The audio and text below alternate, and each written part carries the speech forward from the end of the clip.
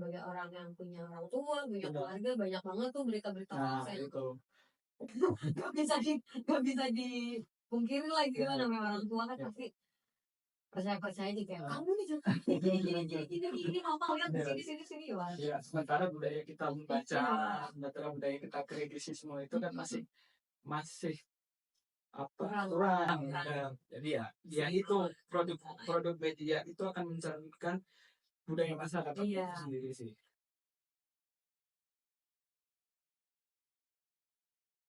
Oke, sebelumnya perkenalkan nama saya Amelia.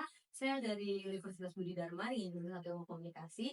Di sini saya sudah bersama dengan Abang siapa? Perkenalkan dirinya. Oke, nama saya Hanum Hambara. Saat ini sebagai jurnalis aktif di Jawa Post Koran sebagai fotografer. Baik, sebelumnya kita akan melangsungkan wawancara kepada Bang Hanung sendiri ya. Hari ini kesibukannya apa aja nih untuk saat ini sekarang nih Bang kira-kira? Masih mutret. Masih motret. Masih mutret Ya. untuk kebutuhan koran dan online sih. Oh, berarti kebutuhan media cetak gitu ya Pak? Iya. Oke. Dalam kerjaannya sendiri tuh kan ada hubungannya gak sih dengan ilmu komunikasi itu sendiri? Karena kan saya juga dari mahasiswa ilmu komunikasi nih. Kira-kira ada gak sih hubungannya dari pekerjaan Abang dengan ilmu komunikasi? Kalau namanya ilmu komunikasi itu kan sebenarnya dasar dari jurnalisme atau jurnalistik sendiri. Jadi erat kaitannya komunikasi dengan jurnalistik itu sangat erat. Tapi kan kebetulan saya bukan lulusan dari situ, bukan dari komunikasi. Jadi untuk saat ini pun ilmu komunikasi juga masih saya belajar gitu untuk sebagai part of jurnalistik atau karir saya. Gitu. Berarti kesibukannya kalau ini masih berkecimpung di dunia komunikasi juga ya, karena menyangkut kepada pekerjaan jurnalis itu sendiri. Kalau aku ini mau tanya nih Bang, kira-kira dalam pekerjaan aku ini kan termasuk jurnalis ya, ada hubungannya gak sih dengan konvergensi media itu sendiri? Konvergensi media itu sangat erat, tapi juga saat ini terjadi. Saat ini baru sangat amat terjadi. Jadi konvergensi media itu kan perubahan secara signifikan tentang sebuah media, terus kemudian perubahan perilaku masyarakat terhadap memandang kita terhadap kalau kita nyebutnya arus utama informasi, karena media mainstream kan itu arus utama informasi. Dulu kita kenal jurnalis atau wartawan itu sebagai salah satu orang yang menyampaikan berita, tapi sekarang kebanyakan orang yang punya telepon genggam atau telepon pintar itu bisa menjadi wartawan sih. Jadi ya saat ini lagi apalagi saat ini lagi panas-panasnya. Panas-panasnya ya. Lagi hot-hotnya nih. Karena kan beberapa di media sosial, di TikTok ataupun di Instagram sering melihat kan host anchor pamitan dari kantor beritanya. Itu ya karena matinya harus utama jurnalisme itu ke arah media sosial itu sekarang baru terjadi, karena itu yang seharusnya harus ada positifnya dan harusnya ada negatifnya sih. Berarti lagi marak terjadi ya saat ini ya. Kalau misalkan konvergensi media sendiri kan berarti kan hal yang baru nih di dunia jurnalis, dunia reportasi gitu. Itu kan tuh udah sebuah hal baru dong yang lagi terjadi sekarang kan. Itu kira-kira tuh kita akan dapat kayak misalnya, aduh, gua akan tergusur nih gitu gak kira-kira? Itu pasti. Dan bukan hal yang baru sebenarnya. Gitu. Semenjak kemunculan media sosial, media arus utama itu sudah mulai turun gitu.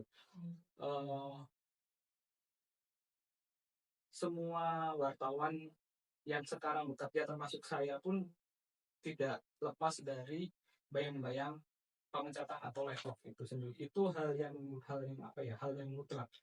Tinggal bagaimana kan sebuah media itu adalah sebuah bisnis. Produknya adalah jurnalistik. Nah, kita meng-create produk jurnalistik itu semenarik mungkin bersaing dengan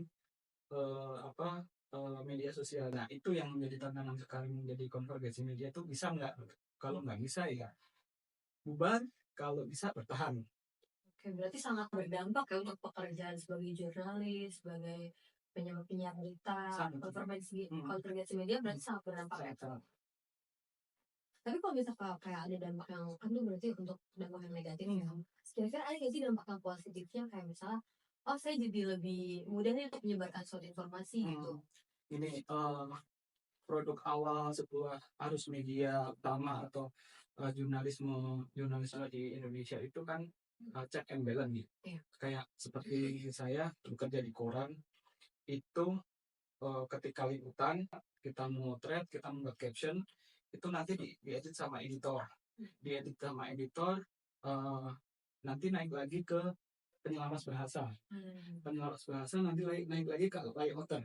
Layouter untuk umpamanya kalau di koran, layouter kalau di online uploader. Nah, itu hal yang sangat dan wajib dilakukan di dunia jurnalistik karena itu merupakan sebuah filter gitu. Jadi kayak kamu memotret itu bukan sesuai dengan apa yang kamu pandang, tapi apa yang sesuai fakta yang kamu sampaikan gitu. Filter-filter seperti itu kalau di media sosial atau di jurnalisme medsos itu kadang hilang gitu. Bahkan antara koran dan online pun terjadi degradasi filtering itu tadi. Sehingga ya kalau dibilang positifnya ya kecepatan informasi, tapi yang negatifnya adalah aktualisasi informasi sendiri itu. Jadi berbagai macam hoax itu akan lebih mudah tersebar ke masyarakat karena kecepatan itu tadi nggak ada filteringnya. Sedangkan kita yang ada filteringnya itu juga berjuang untuk secepat mungkin mengabarkan, cuman kan itu nggak bisa gitu. Karena harus difilter. Karena harus diedit, harus di cross check bahasanya ada yang typo atau enggak. Kalau media sosial kan enggak itu tergantung kitanya gitu loh, kitanya yang membawa kemana gitu. Oh iya, karena emang kadang suka ada tuh di grup WhatsApp ibu-ibu atau grup WhatsApp keluarga kan suka ada tuh. Betul, ya. Anak durhaka tiba-tiba jadi pasti tapi dia rame banget kayak gitu. Itu belum lagi kita berbicara tentang AI. Betul. Itu akan menjadi sebuah masalah sendiri yang AI sekarang industri media lagi berjuang untuk melawan itu gitu. Ya, berarti emang sangat berdampak sekali ya. Betul ada ya. Tapi kalau untuk di jurnalis sendiri nih, kira-kira apa sih yang harus dimiliki untuk kalau si konvergensi media ini, maksudnya kayak dalam era yang konvergensi media ini nih harus memiliki apa dalam seorang jurnalis? Pertama nggak boleh berhenti belajar. Berarti harus belajar terus. Sebagai jurnalis harus belajar terus. Sebagai kayak tempat saya umpamanya platform jobdesk saya sendiri kan sebenarnya foto. Tapi kan ketika saya awal masuk di dunia jurnalis atau di redaksian di Jawa Pos itu diwajibkan untuk menulis. Bahkan tahun kemarin itu mengikuti kelas yang namanya kelas TV. TV. Jadi bagaimana kita meng-create video, membuat kartu-kartunya, membuat liputan reportase dan teks untuk dibacakan di news anchor itu meliputi itu gitu. Jadi kita terus belajar dan sekarang itu yang lebih update-nya lagi adalah tentang kayak kita nge-vlog tuh. Nah, perbedaan kita nge-vlog dengan orang lain nge-vlog itu jelas ada barrier-nya, jelas ada batasannya. Ketika kita nge-vlog itu kita harus ABCDE, mengungkapkan ABCDE, sedangkan orang lain umpamanya kita melihat sebuah kecelakaan. Di dalam brainstorming seorang jurnalis itu sudah dapat kecelakaan itu antara apa dan siapa, korbannya apa, terus nanti konfirmasi kepada siapa, polisi atau disub. Yang ini kan yang tidak dipunyai oleh masyarakat umum gitu loh. Kita bisa bertanya sama disub atau petugas polisi atau petugas yang di lapangan itu atau saksi mata gitu. Sedangkan orang yang umpamanya orang melihat sebuah kecelakaan itu kan asumsi dia mengasumsikan bahwa kecelakaan ini. korbannya meninggal, padahal belum. Mungkin emang gak terjadi aja. Iya, kritis atau apa gitu. Nah, itu yang akan menjadikan seorang jurnalis atau wartawan itu akan terus belajar mengikuti apa yang orang lain garap gitu. Iya, betul. Gitu. Oke. Berarti emang sebagai jurnalis juga harus kritis juga ya dalam menulis, dalam Betul. membuat sebuah berita gitu ya, gak bisa asal sembarang menyebarkan gitu ya. Iya. Berarti nih kalau untuk dalam konvergensi media sendiri kan bisa menguntungkan dia, tapi juga bisa merugikan gitu kan. Tapi kalau dalam industri media sekarang nih, kayak pada saat ini, kayak tadi kan ada contohnya yang banyak news anchor yang memutuskan untuk keluar dari sumber berita segala macam gitu kan. Kira-kira akankah ada terjadi perubahan kayak misalnya, mungkin suatu saat semuanya bakal beralih ke sosial media nih. Kalau menurut abang sendiri, di pandangan abang nih, untuk saat ini atau kedepannya, kira-kira dalam konvergensi media ini akankah semua orang akan beralih ke sosial media atau ternyata TV juga akan tetap bertahan gitu? Kalau menurut abang sendiri gimana kira-kira bang? Tergantung kultur budaya masyarakatnya. Karena kayak kita di Indonesia itu koran namanya. Siapa yang sampai sekarang masih membaca koran? Sebenarnya orang yang memprediksi bahwa koran itu akan mati gitu. Tapi hal itu tidak berlaku ketika kita pergi ke Singapura, ke Jepang. Di sana kan budaya membaca itu masih tinggi. Masih banyak sehingga koran-koran terus coba majalah, terus websitenya mereka, media online mereka yang kayak NHK atau Straits Times itu mengangkat berita-berita yang benar-benar panjang. Kalau di sini namanya kayak Tempo yang liputan investigasi gitu. Sayangnya di sini liputan investigasi sini sama yang di sana itu partisipannya berbeda gitu. Itu yang industri media itu sangat bergantung kepada budaya masyarakat itu sendiri gitu.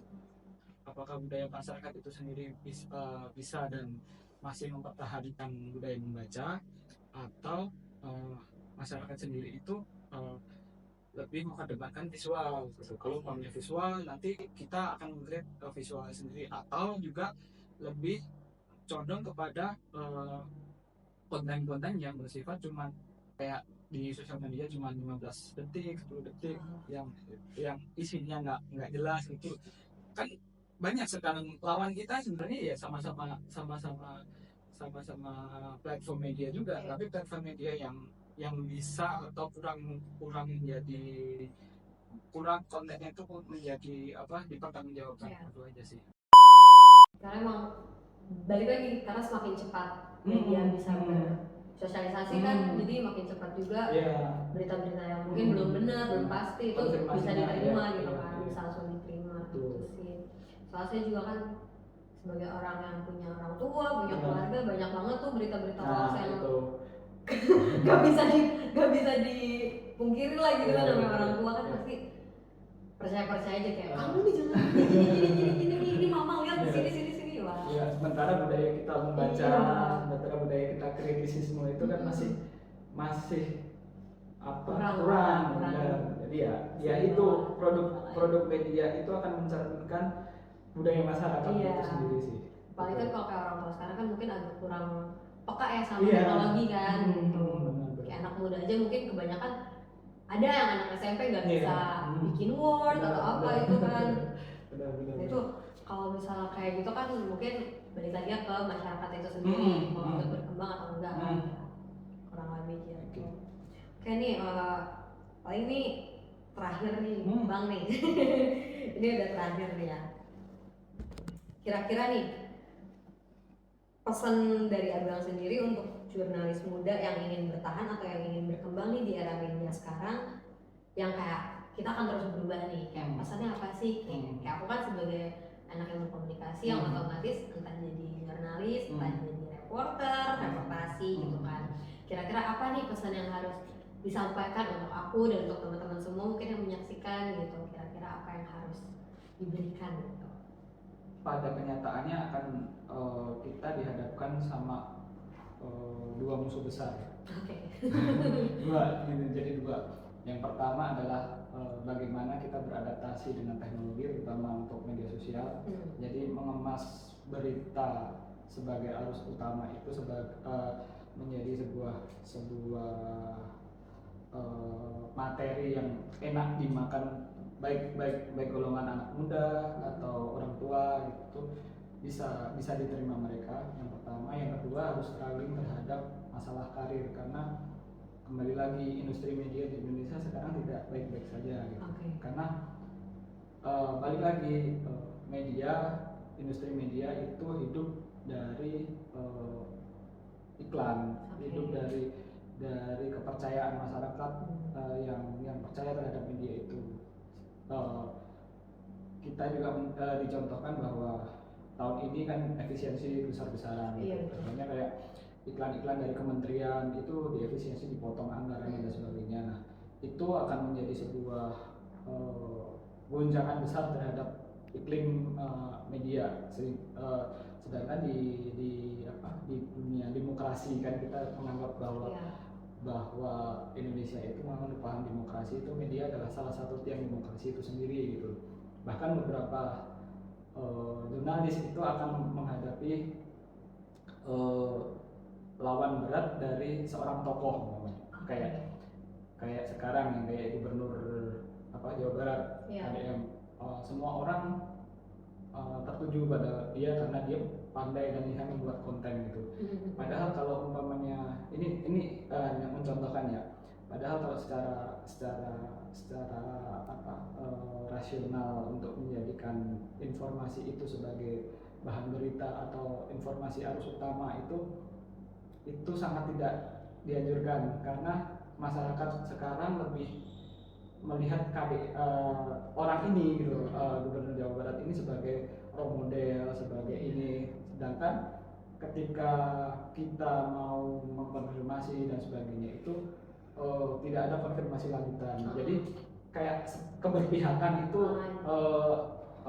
menjadi sebuah hal yang timpang gitu. Sementara di media harus ke website, harus ada bener nggak sih ini kebijakan ini berpengaruh terhadap ini, kebijakan ini berpengaruh terhadap itu. Nah itu kan dari pelakunya sendiri sama masyarakat. Nah, sedangkan kalau umpamanya di media sosial yang dikelola oleh pribadinya, nah itu kan menurut apa yang dia pandang dan apa dia programkan.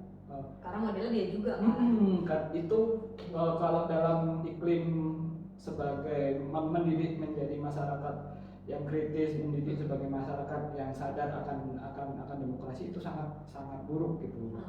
Gitu sih.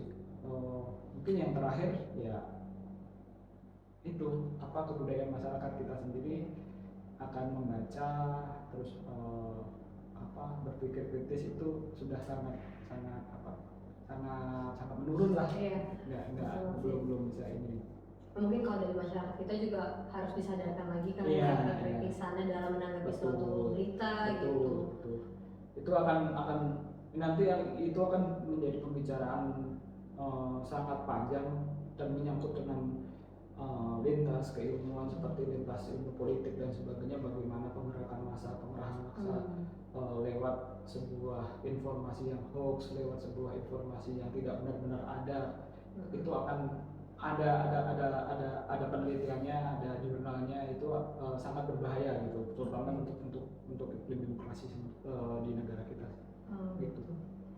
Kalau ini untuk pertanyaan aku pribadi nih, ini karena aku penasaran nih, kayak kalau dari jurnalis sendiri pandangannya gimana sih cara kita untuk mengetahui nih kalau ini berita hoax gak sih, ini beritanya benar gak sih, ini baru terjadi benar gak sih, itu gimana sih Bang kira-kira?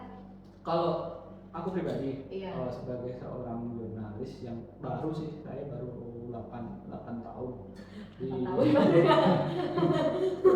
tahun lumayan ya di dunia ini tuh. Orang yang berkecimpung itu akan sangat mudah, tapi untuk masyarakat umum itu mungkin kuncinya adalah kita melihat line media. Jadi umpamanya kita membaca di Instagram, siapa lagi apa atau kejadian apa umpamanya. Nah, kita cek ini cross check nih ke media-media online, katakanlah kayak Tempo, Kompas, Jawa Pos, terus media-media yang gede lah. Iya. Ada nggak gitu loh berita seperti itu, ada nggak? Kalau nggak ada itu bisa patut diragukan, kalau ada itu mungkin bisa patut dipercaya gitu.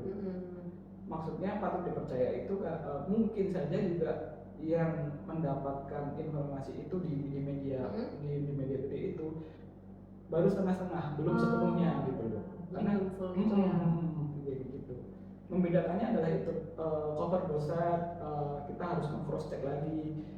Ada kalau media-media yang kan ada media online kan banyak, ketika kita memasukkan keyword itu dan itu muncul di media gede semua ya apa boleh buat, maksudnya ya mungkin ada kebenarannya ada tapi memang belum bisa ya, dipastikan untuk itu tuh betul terjadi karena mengingat media online juga harus ditutup kayak semacam detik itu kan harus ditutup, update-nya harus ditutup tetap gitu. Gitu.